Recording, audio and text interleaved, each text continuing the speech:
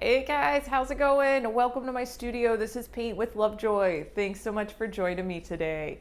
If this is your first time here, make sure you hit the subscribe button and check out my other videos. If you've checked out a couple of my videos before and this is your third or fourth video that you're looking at, thank you so much for painting with me and thanks for getting creative. I really am proud of you.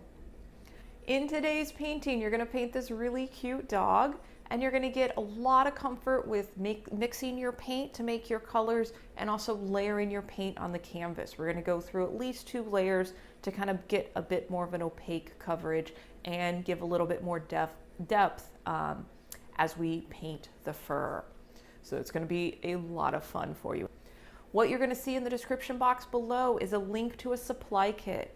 And in that supply kit is everything that you need for this particular video, for this particular painting. So gather the supplies that you need, pick up the video where you left off, and then move into painting. Another thing you're going to see in the description box below is a link to a traceable. And a traceable is a way for my beginner painters to get their initial composition on their canvas before you even start painting.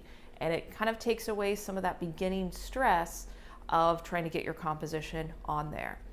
You're also going to see a video, a link down there for a video on how to transfer your traceable with carbon paper. So check out both of those, get your image on your canvas, and then pick up the video where you left off to move on.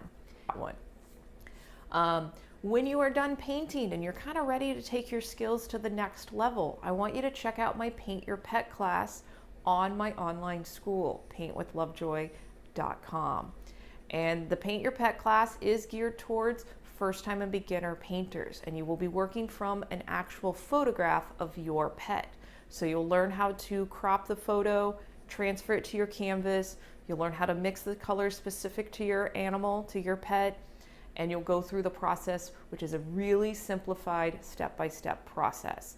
And I've been teaching this to people over the last 7 years, and all my students come in kind of scared, but by the time they're done, they are so impressed with themselves with what they created with my simple steps. So please check that out when you're ready to take your skills to the next level. All right, and as always, make sure you have fun, relax, enjoy the process of painting. It's just paint, it's not the end of the world, and you will be a little more relaxed at the end of your painting process, maybe compared to right now. So enjoy it, have fun, and I think that's enough talking. Let's get into painting.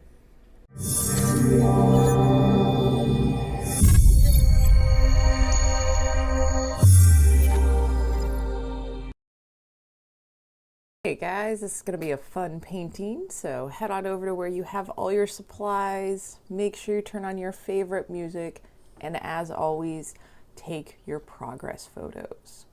So for this painting, once you have transferred your traceable to your canvas, I want you to use your pointy brush and black paint, and I want you to go over all those outlines.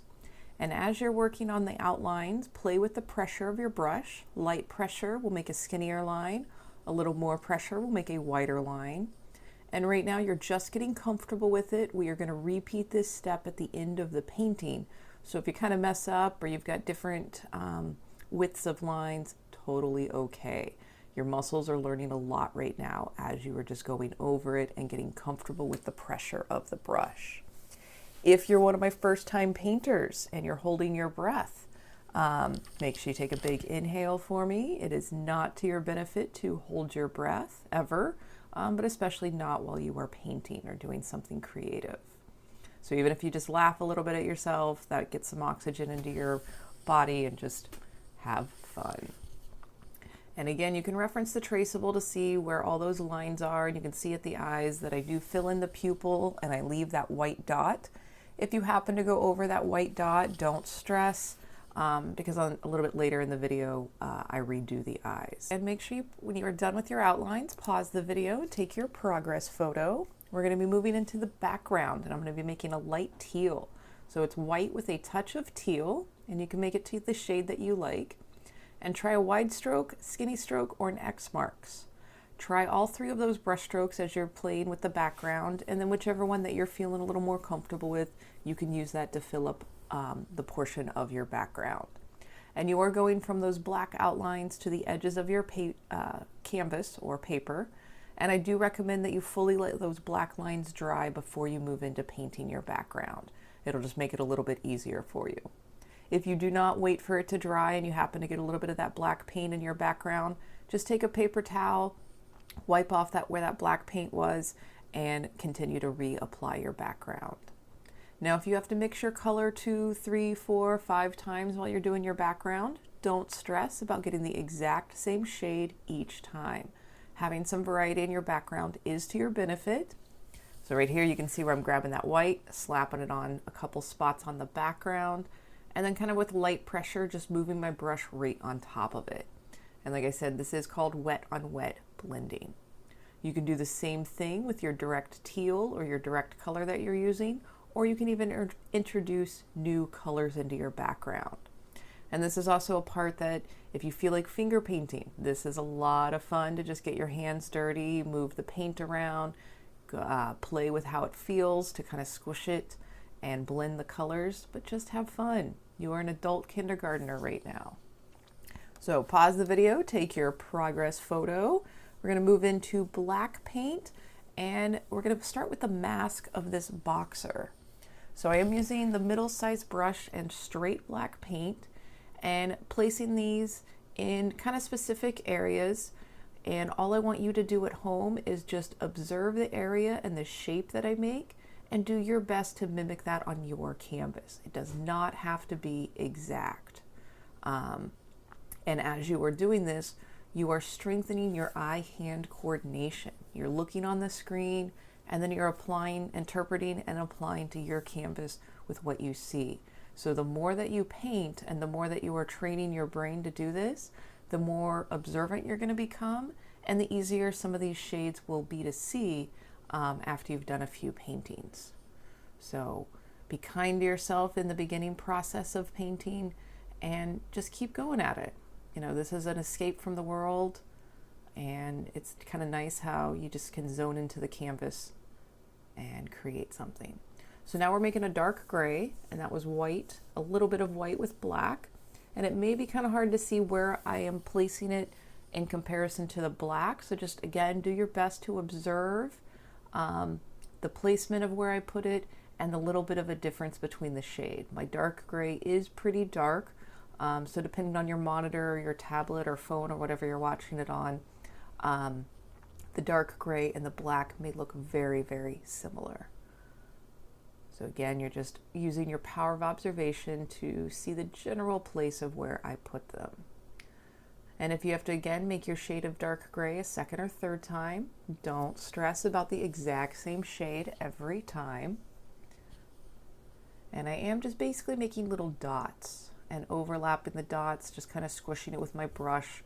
There's not a certain order or mark making that's happening here. And this is a short-haired boxer dog. So you kind of imagine when I teach my Paint Your Pet class that each brush stroke is a strand of fur. So since he's a short-haired dog, making little dots is very appropriate. If we had a longer-haired animal, we would be making dash marks and longer strokes. And again, remember to take a deep breath. You may not realize you're holding your breath right now. You're doing a great job. I'm really proud of you for painting at home. It does take a lot of courage. And you're stepping outside your comfort zone. And that is a very good thing. So be kind to yourself. Now, still took that dark gray, filled in the entire nose. We will be making some lighter shades in a moment. And I think, yep, here we go. We're making a medium gray. So you can see where I'm actually just grabbing some of that white and mixing it on the perimeter of my color I was just using. And this is kind of a good habit to get into, so that way you can just step down from one color to the next as you are making your shades. And this will make a little more sense after you've been painting for a little bit. Again, you're just kind of observing where I place those. And if you need to move down to the small pointy brush like I have, again, play with that pressure. If you are on either of your brushes and you're finding that your brush strokes keep getting wider and bigger, look at your brush. You may have a lot of excess paint on there. So if you need to, just wipe it off on a paper towel and grab some more of your color and go back to applying and making your marks. And with acrylic paint, if you paint anything today that you don't like or need to adjust, you just let your paint dry and then paint right on top of it again. All right, so here we're making a lighter gray. And again, I still had a little bit of the medium gray on my brush. So when I grabbed the white, that was enough of the darker pigment to mix to make a lighter gray. But you do want to go about 3 shades lighter than what you were just using a moment ago. And now we're moving into the white hair for our boxer. And I know it's white hair, but we have to create this illusion, so that's why we're using the shades of gray to create this 3D object on a flat 2D surface. So I do tell all my students that you are a magician when you're painting, because you are transforming a flat white surface into something different, and that is magic. All right, and here I'm just kind of making little X marks, still little dots that are overlapping each other. We will be filling in the remaining space of the white fur with white paint too. All right, you're doing good. So here we are going just 1 shade lighter, and you can see where I put a fresh pile of white, and then I grabbed a little bit of the light gray from the pile I was just using. Again, this is kind of that stepping down that I was just talking about, where you're staying within the same color scheme. And this is a super, super light gray. It's not quite pure white. And again, it is kind of hard to see where I am placing it. So again, you are strengthening your power of observation. And it doesn't stand out all that much, this super light gray on a white canvas. So again, just where you see it observed, painted. And if you end up missing a few spots, later on in the video, you can always go back and add more. Because once we move into the tan, it makes some of the white canvas areas pop out a little bit more, so you can see where you need to apply. And with this video, we will be doing 2 layers. We're going to go through and paint everything, and then we're going to go through the process one more time. So it's really good to work on your layers. All right, so pause the video, take another progress photo. I am going back up to the pointy brush, and I'm grabbing black and burnt sienna. And that burnt sienna is a bit more of my reddish brown. And adding a touch of black. And now we're just going to be going around the mask on our boxer, and we're working on the brown fur. So again, just notice where I'm applying it and mimic that on your canvas. I am using student grade paint. So student grade paint is a bit on the transparent side, which is why we're going to do 2 rounds of this. So once we have all our canvas space filled in, we're going to go back and repeat this process one more time. So if you're using student grade paint at home, this is part of the process of just using the cheaper paints, and because they're a bit more transparent. If you want to skip the second round, you can apply your paint thicker, and it makes it a bit more opaque. All right, so now moving into the ears, the darkness on the ears. And again, if you have to mix that shade 2 or 3 times, don't stress over it. Your brain's taking in so much information right now, so just kind of get lost in the process of painting. And hopefully while you are painting, you have forgotten about the rest of the world for a little bit, and you are so focused on your creation and your canvas that's why it is kind of an escape from reality for a little bit. Hopefully you do not have the news or the TV on behind you, and you've got some of your favorite music playing. All right, doing a great job. It's not a bad way to spend a few hours. And it is quite satisfying to have this blank white canvas and then you turn it into something else. So there's a nice satisfaction in the process of painting.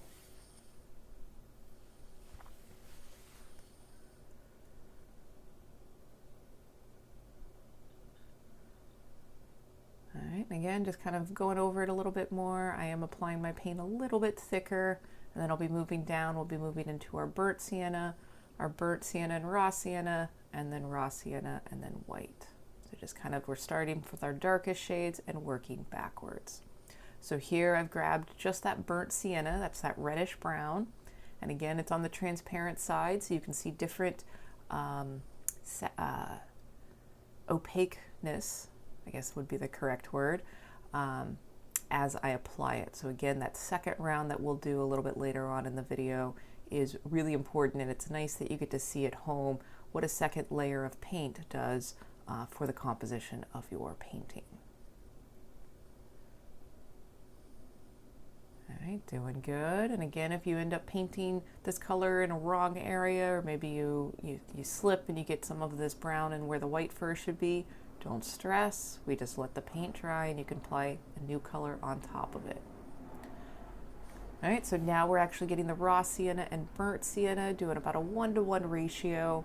Again, just our next step down, and we're going around the areas that we were just painting.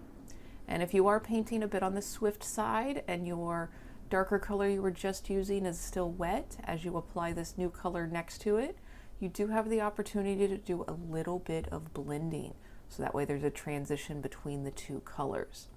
If you are not painting on the swift side, that is totally okay. And if your paint is fully dry by the time you get to this color and you can't do the blending, that's okay. That's where you're at for today's painting. If you do this again or you do another painting, you kind of will have some information in your head on how it's going to go, so you can adjust your process. Maybe you want to paint a little faster. Maybe you want to paint a little bit slower. But just play with it. You're learning a lot about yourself and about how you create while you do these, which is why it's important to be kind to yourself. And take a deep breath again. If you're holding your breath, you might not realize it. Laugh at me, laugh at yourself. All right, so now we're grabbing the raw sienna and just grabbing that direct by itself, and we're filling in kind of the side body of our boxer. You're doing great. And again, this one's definitely on the transparent side for the paints that I use, and that second layer that we're going to do makes a big difference. And then there you can see that I actually had painted over with the background. You just paint right on top of your background if that happened on your painting.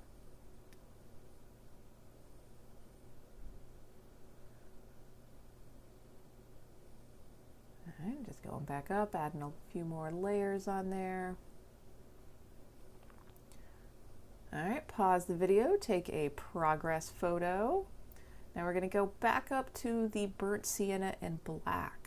I'm still using the pointy brush. We're going to put some eye color in there, and you do want this to hang out more on the brown side, but you're just making it a little bit darker than that burnt sienna by itself.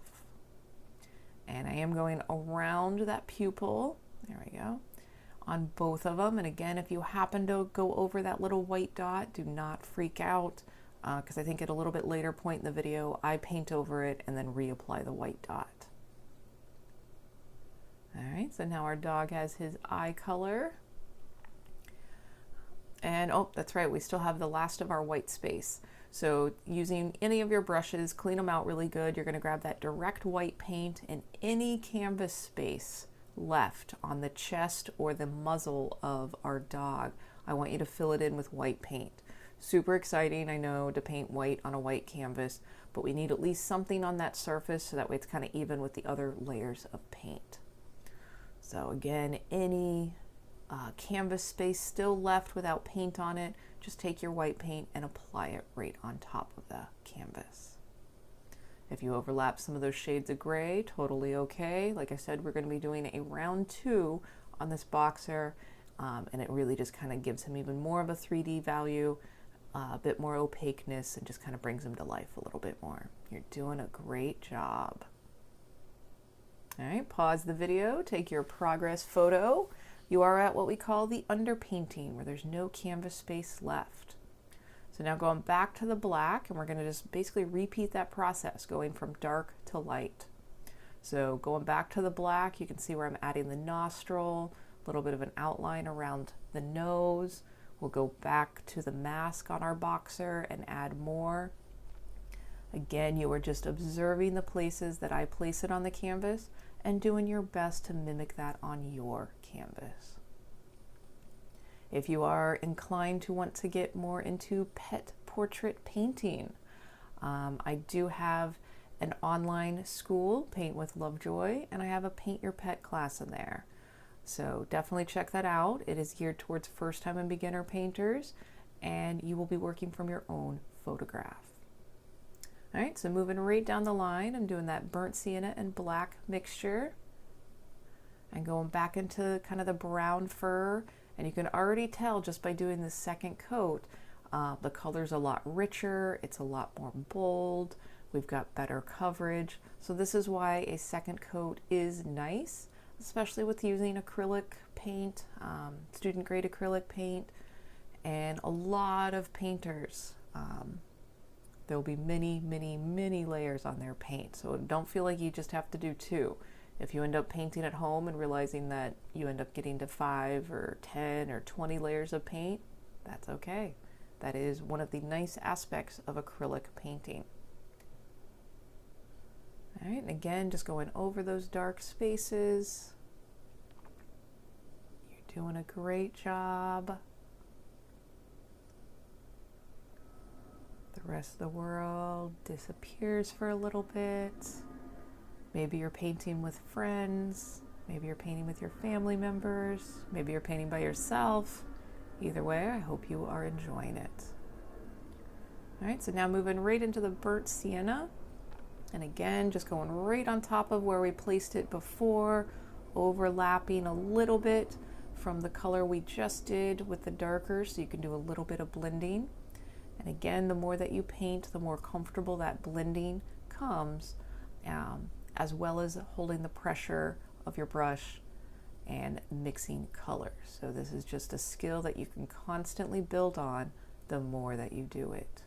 And I highly recommend that you find a creative outlet on a regular basis for yourself, especially given all the changes in society that are currently happening, that will happen in the future. Like, nothing stays the same.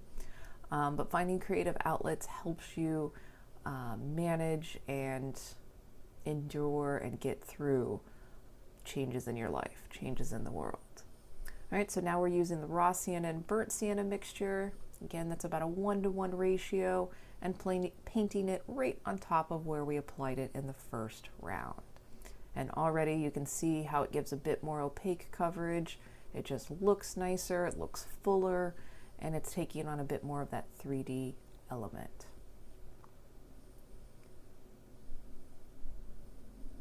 And if you need to go over other colors, totally okay. We will come back up to put highlights on the forehead when we get down to our lighter color. All right, right now I'm moving into just that raw sienna. Oh, actually, I think there's still a little bit of the burnt sienna in there. There we go. Then we'll move into the raw sienna. Sorry about that. There we go. Now it's just the raw sienna. If you ended up using just the raw sienna for that prior part, that's totally okay. You can either go back and adjust or just kind of work with that. All right, this guy's looking really good. We'll be moving into some of the final details in a moment. And here I'm actually going back with that raw sienna, and I'm going back on top of the darker mixture we placed on there just a moment ago. And with this, I'm basically just making little dots and putting little highlights on there. Right now, it's kind of the highlight of his eyebrows. And if your prior color is still wet, you can apply this new color a little bit darker, and don't move your brush as much. We will accentuate these highlights when we start doing the mixture of white and raw sienna. And as we are getting into the final stages of painting, I do recommend that you get out of your chair, look at your painting from a distance of 5 to 10 feet away. This is the normal viewing distance for most things in life, and especially for artwork. So as you start getting more and more into your creative outlets, remember to look at it from a distance and adjust as needed. All right, so now we're doing the light raw sienna, which is raw sienna and white. And you can see this is a much bolder, higher contrast, so it's a good highlight. And right now we're basically just doing little dots, and these are going to be those little wrinkle highlights that boxers usually have on their forehead, and then highlights in a few other areas. So again, you're just observing the general area I am placing them and mimicking that on your canvas. All right, and it is amazing how much that lighter color just really makes it kind of pop. Those light colors visually bring it forward, and those light colors help push the darker colors back. So this is part of you being the magician as a painter. We're creating this illusion of this 3D object on a flat surface. I think it's pretty cool.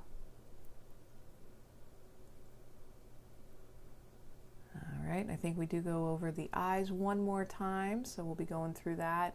So if you did go over the pupil or those highlights, we'll be reapplying them.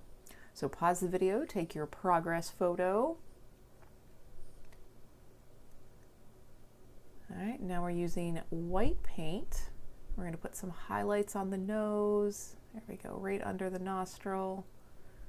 And again, if you need to, we are on the pointy brush. Treat your brush kind of like a pencil and just use the tip of it, especially as we're getting into some of these smaller spaces.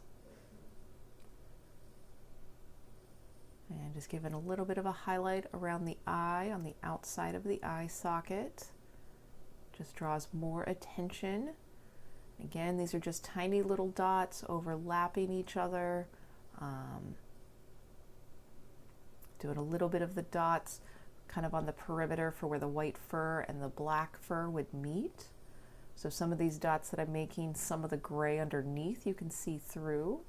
And again, maybe do a few of these, look at your painting from a distance, and then come back up and look at it closer. You are training your eye right now. All right, so now I'm using actually just that straight raw sienna. I'm going to give that straight burnt sienna, and I'm going to give that eyeball one more coat for the eye color. It makes it a little more opaque. And if you did like that original mixture, you can go back and use that burnt sienna with a touch of black if you want a darker eyed boxer. And here you can see I actually went right over that white dot. It makes him look like a zombie. We're going to reapply the black and the white dot, so don't freak out. And if you do what I did just right here to where you went over the pupil, totally okay. Just go back over it, completely get rid of the pupil. We will reapply it. So again, there's no mistakes in art. All right, so now we're going back to the pointy brush and black paint. And we're gonna redo the outlines, and then I will redo the pupil on there. So we're basically going right over all those outlines that we did at the very beginning.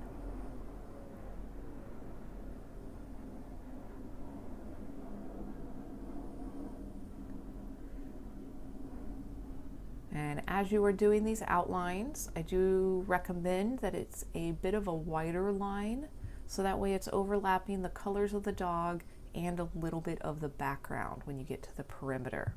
So you can kind of keep a medium pressure. If you are finding that your hand is shaky, you can rest your forearm against the table, and that gives you a little bit more of a steadiness. And also, if you're holding your breath, exhale as you touch the brush to the canvas, and you'll be less shaky. We are actually more shaky when we hold our breath. So if you exhale when you touch the brush to the canvas, that will help you out a little bit. If you need to add a touch of water to your black paint, you can do that, and that will give you a little more fluidity. But you never ever want your brush dripping wet with water. That water on an acrylic painting while it's working will just cut it right back to the canvas, because this is water-based paint. And you can fix that, but it is a bit frustrating. Remember to breathe as you do your outlines. You're doing great.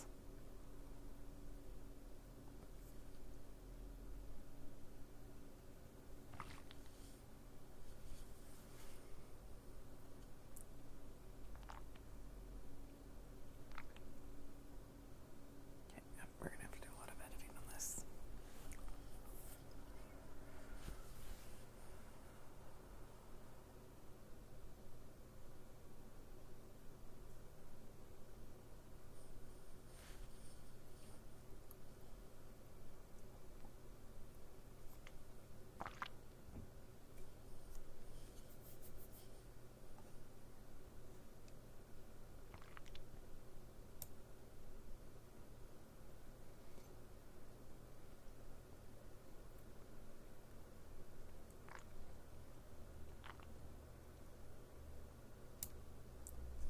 All right, so now we're gonna go back to the eyes. We're gonna outline that eye socket and we're gonna reapply the pupil. So again, with that light pressure, treating your brush kind of like a pencil, using just the tip of it, you're gonna re-outline the eye socket. And then we're gonna put that black circle back in the center and it's gonna look like a zombie. Actually, right now he looks like a zombie. When we do the black pupil, he'll look like deer in the headlights. And then it'll be amazing how much that white dot makes a difference. There we go, that black dot in the center. And you do want it a pretty good sized dot. The pupil actually takes about 40% of the eyeball. Then you're gonna clean your brush really good. We're gonna go to pure white paint and just notice the placement of where I just touch the canvas and pull the brush right back. You can reference your traceable to see where that white dot goes. All right, so now making a bit of a light gray, just going back and filling in a few little details. I'm breaking up a little bit of that dark space for the mask on our boxer. And this kind of brings us into the conclusion of our painting. So great job today, you guys. Really proud of you and honored that you took time out of your day to hang out with me, and just really glad that you painted along. So I look forward to painting with you in the future. Cheers. Hey guys, I hope your paintings turned out really cool and I hope you enjoyed the process of painting a dog. When you're uploading these to social media, please tag me at @paintwithlovejoy or #paintwithlovejoy or email them to me.